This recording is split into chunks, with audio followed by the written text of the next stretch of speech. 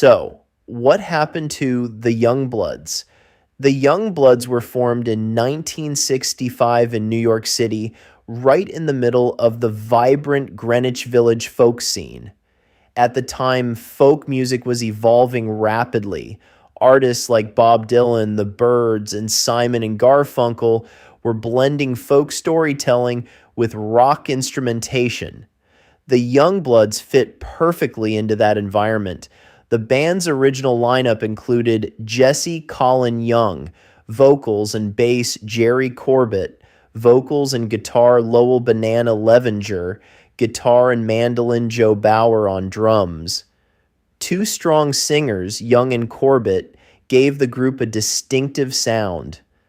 Their harmonies blended folk traditions with the emerging energy of folk rock. Before long, they caught the attention of RCA Records, which signed the band and released their self-titled debut album in 1967. At first, the album didn't make a huge splash, but hidden inside it was a song that would soon change everything. The song Get Together wasn't actually written by the band. It was written by songwriter Chet Powers, also known as Dino Valenti. When the Youngbloods first released the song in 1967, it did moderately well, but it wasn't an immediate smash. Then something unexpected happened. In 1969, the song was used in a public service announcement promoting brotherhood and unity by the National Conference of Christians and Jews. Suddenly, the song took on a new life. Radio stations began playing it again, and this time it exploded. Get Together climbed into the top 5 on the Billboard charts and became one of the most recognizable peace anthems of the entire decade. The timing was perfect. America was in the middle of the Vietnam War, cultural protests, and massive social change. The song's simple message of unity resonated deeply with a generation searching for hope. For a moment, the Youngbloods seemed destined for long-term mainstream success, but the band's story was already beginning to change. Following the success of Get Together, the Youngbloods released several albums that expanded their sound. They released Earth Music in 1967. Their 1969 album Elephant Mountain is often considered their artistic peak. The record moved beyond simple folk rock and incorporated jazz influences, country elements, psychedelic experimentation. Songs like Darkness, Darkness showed a deeper and more introspective side of the band. Over time, that song would become one of their most respected recordings and has been covered by artists such as Robert Plant, Richie Havens, and Mott the Hoople. However, even as the band's music was evolving creatively, internal changes were happening. Jerry Corbett, one of the group's founding members and key vocalists, left the band in 1969. His departure changed the band's dynamic significantly.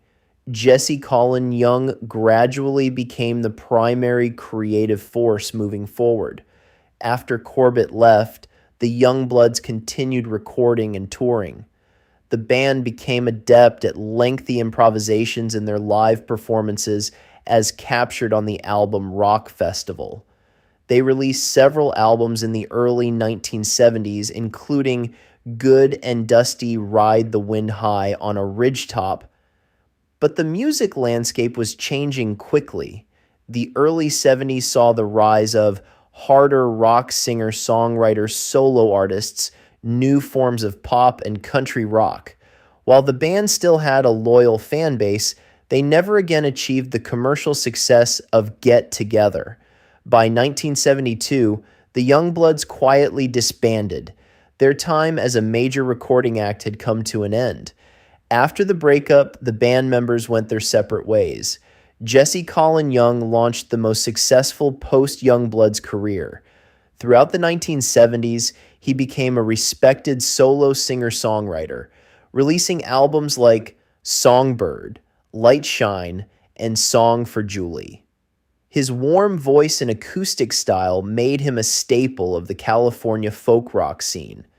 Meanwhile, Lowell "Banana" Levenger continued working as a musician, producer, and collaborator with various artists. Jerry Corbett pursued solo projects and session work before largely stepping away from the spotlight. Sadly, Corbett passed away in 2014. Drummer Joe Bauer also moved away from the music industry after the band's early years. He passed away in 1982.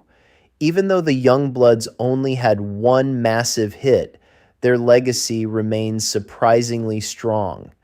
Get Together continues to appear in films, documentaries, commercials, historical retrospectives about the 1960s. The song has become more than just a hit record, it's a cultural symbol of the peace movement. In later years, Jesse Colin Young and Lowell "Banana" Levenger occasionally reunited to perform Youngbloods material, keeping the band's music alive for new generations until Jesse Colin Young died on March 16th, 2025 at the age of 83, leaving Lowell Levenger as the last surviving member of the group's original lineup. And songs like Darkness, Darkness have gained new appreciation over time. Today, the Youngbloods are remembered not just as a one-hit wonder, but as a band that captured a moment in history. A moment when music carried a message. A moment when people believed songs could help change the world. The Youngbloods may not have dominated the charts for decades, but with one song, just one, they created something timeless. Get Together remains one of the most recognizable anthems of peace ever recorded, and more than 50 years later, its message still resonates. Maybe that's why the song keeps coming back, because every generation eventually needs to hear the same reminder: